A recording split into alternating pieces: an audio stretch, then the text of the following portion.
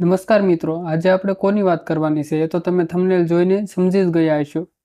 તો આ ભાઈ એટલે કે સાંઈરામ દવે તેની પ્રોફાઇલ પર લખે છે કે દુનિયામાં ફક્ત બે જ જાતિ છે, એક તો ગુજરાતી અને બીજી નોન ગુજરાતી. આવું નોલેજ કઈ યુનિવર્સિટીમાં મળતું હશે કોને ખબર. સાંઈરામ દવે નાસ્તિકો વિશે થોડુંક બોલે છે, એટલે મારી જેવા નાસ્તિકો તેને ખાલી હાથે તો ન જ જવા દે. તો ચાલો શરૂ કરીએ. એક માણસ નાસ્તિક હતો. હા, માણસ નાસ્તિક હોઈ શકે. દુનિયામાં બધાના માઇન્ડસેટ તો સરખા ન જ હોય.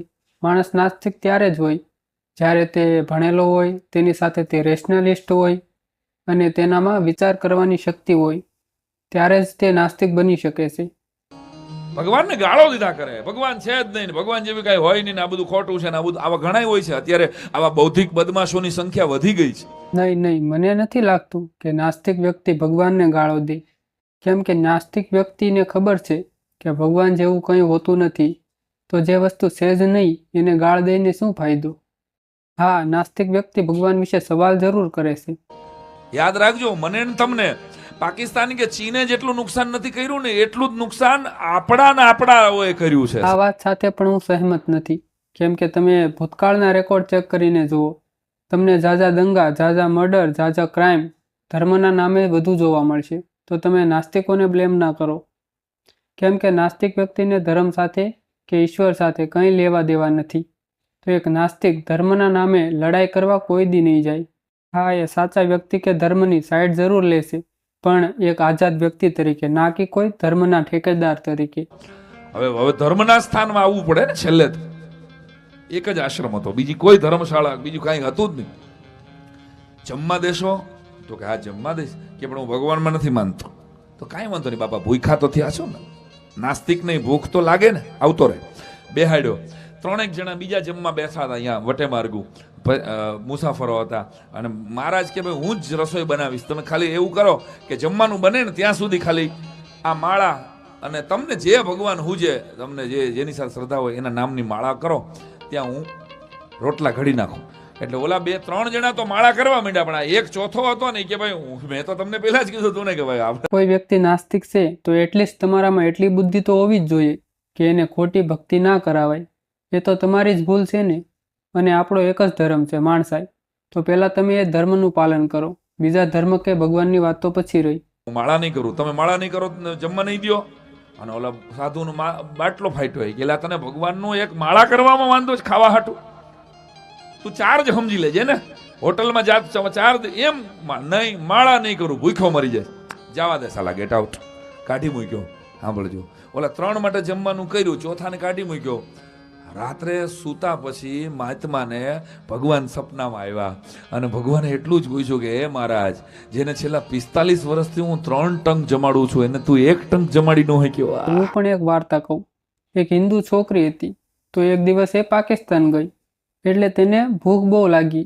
બધી બાજુ જોયું, પણ ક્યાંય હિન્દુ લોકો ના જોવા મળ્યા, ના મંદિરો જોવા મળ્યા, ના હિન્દુ લોકો જોવા મળ્યા. એટલે તે છેવટે એક મસ્જિદમાં ગઈ. ત્યાં મુસ્લિમ લોકો બધાને ભોજન કરાવતા હતા. એટલે હિન્દુ છોકરીએ જઈને કીધું કે હું હિન્દુ છું, શું મને અહીંયા ભોજન મળશે? તો મુસ્લિમ લોકોએ કીધું કે હા મળશે ને, પણ શરત એટલી જ છે કે તમારે સાડીના બદલે બુરખો પહેરવો પડશે, નમાઝ વાંચવી પડશે અને તમે કરેલો ચાંદલો ભૂસવો પડશે. તો હિન્દુ છોકરીએ ના પાડી કે હું કાળા કલરનો બુરખો તો નહીં જ પહેરું અને ચાંદલો પણ નહીં ભૂસું. તો ત્યાંના લોકોએ કહ્યું કે તું તો જવા દે, તને ખાવા નહીં મળે.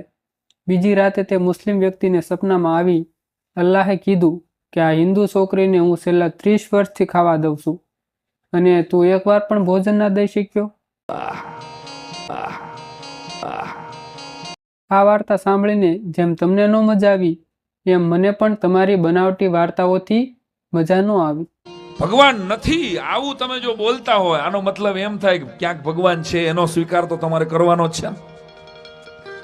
તમે ક્યારે ગાળ આપી શકો કોઈને કે જ્યારે એના અસ્તિત્વનો સ્વીકાર કરો છો ત્યારે? તમને પણ બીક છે કે ઈશ્વરનું અસ્તિત્વ ક્યાંક બંધ ન થઈ જાય, એટલે જ તો તમારે ડેલી એનું નામ જપવું પડે છે. જેથી અસ્તિત્વ પૂરું તેથી તમારો ધંધો પણ પૂરો થઈ જશે, એવું મને લાગે છે. એવું કહેવાય છે આપણા શાસ્ત્રોમાં, આપણા ઋષિ શાસ્ત્ર, કે કૂતરું છે ને યમરાજાને જોઈ શકે છે. એટલે કૂતરું કોઈ એક શેરીમાં યમરાજાને જોઈ લે એટલે જોરથી અવાજ કરે, એટલે એ અવાજ સાંભળી અને ઓલો આંધળો માણસ પત્રકારને કહે છે કે એક શેરીમાં ક્યાંક કૂતરાનો અવાજ આવે ને એટલે આખી સોસાયટીમાં આખા ગામના કૂતરા જોર જોરથી રાડો પાડવા માંડે. શાસ્ત્રોમાં લખ્યું છે કે કૂતરો યમરાજને જોઈ શકે છે. આ સાંભળીને હું બહુ હસ્યો. યાર, ફેંકવાની પણ કંઈક હદ હોય, સાવ આવું ન ચાલે. તમારા શાસ્ત્રોની તો ખબર નહીં, પણ સાયન્સ એવું કહેશે કે જે પૃથ્વી પર જેટલા પણ હલનચલન કરતા પ્રાણીઓ કે સજીવો છે એ દરેક બીમાર પડી શકે છે અને બધાને મગજ પણ હોય છે.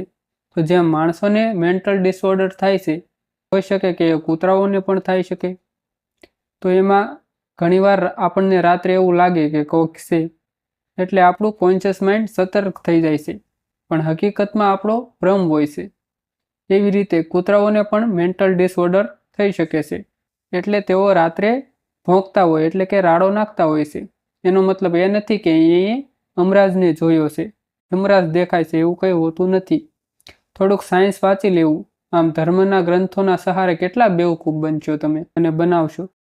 તો મીરાએ જોયો છે, રસખાને જોયો છે, નરસૈયાએ કૃષ્ણના દર્શન કર્યા છે.